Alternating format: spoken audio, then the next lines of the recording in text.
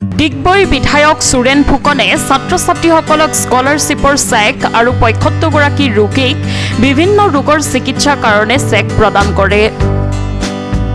আজি দুপৰীয়া বিধায়ক সুৰেন ফুকনে নিজ গৃহত সমষ্টিৰ কিছু ছাত্ৰ ছাত্ৰীক স্কলাৰশ্বিপ প্ৰদান কৰাৰ লগতে ৭৫গৰাকী ৰোগীকো বিভিন্ন ৰোগৰ চিকিৎসাৰ বাবে মুখ্যমন্ত্ৰী সাহায্য পুঁজিৰ পৰা ১০,০০০ পৰা ৫০,০০০ পৰ্যন্ত চেক বিতৰণ কৰে।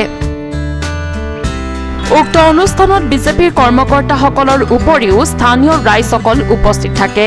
আৰ্থিকভাৱে দুৰ্বল পৰিয়ালক সকাহ দিয়াৰ উদ্দেশ্যে বিশেষকৈ এই চেক বিতৰণ কৰা হৈছে বুলি বিধায়ক সুৰেন ফুকনে সদৰি কৰে।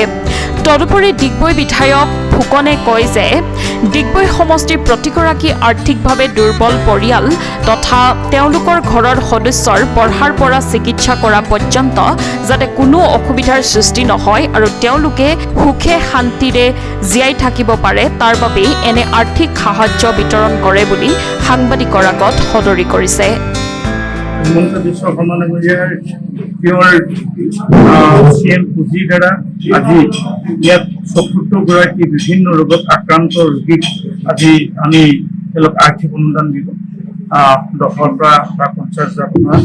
গতিকে কিবা সমস্যাটো ৮ বছৰত আমি ৪ কোটি টকা দিছোঁ আৰু আমি দেখিছোঁ যে বহু দুখীয়া নিচলা যিবিলাক আমাৰ বিভিন্ন ৰোগত আক্ৰান্ত টকাৰ অভাৱত মৃত্যুমুখত পৰে, তেওঁলোকে ট্ৰিটমেণ্টৰ অভাৱত মৃত্যুমুখত পৰে। সেইকাৰণে মাননীয় মুখ্যমন্ত্ৰী ডাঙৰীয়াই যোৱা কাৰ্যকালতো তেখেতে যেতিয়া বিত্তমন্ত্ৰী আছিল তেতিয়াও সেইটো সমস্যাটো আমাক এই বিভিন্ন ৰোগীত আক্ৰান্ত আৰু মেধাৱী ছাত্ৰ ছাত্ৰীসকলৰ মাজত স্কলাৰশ্বিপ দিব লাগে বুলি আমি ৫০ লাখ টকা দিছিলোঁ আৰু ইয়াৰ ১০০% আমি তেওঁলোকৰ মাজত আমি বিতৰণ কৰিছোঁ। আজিও আমি প্ৰায় ১৬ লাখ টকা দিছোঁ আৰু আশা ৰাখিছোঁ এইখিনি টকা তেওঁলোকে নিশ্চয় কিঞ্চিত মানুহ হ'লেও তেওঁলোকৰ সকাহ পাব বুলি আশা ৰাখিছোঁ।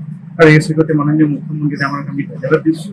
তেখেতৰ যিখিনি সহযোগিতা এইখিনি সকলো আজি দৰিদ্ৰ যিসকল ছাত্ৰ ছাত্ৰী আছে, মেধাৱী ছাত্ৰ ছাত্ৰী আছে বা আমাৰ যিসকল ৰোগী আছে বিভিন্ন আক্ৰান্ত কেঞ্চাৰ ৰোগী, হাৰ্টৰ ৰোগী, ব্ৰেইন টিউমাৰ তেখেতসকলে ধন্যবাদ দিছে মুখ্যমন্ত্ৰী তাৰ প্ৰতি।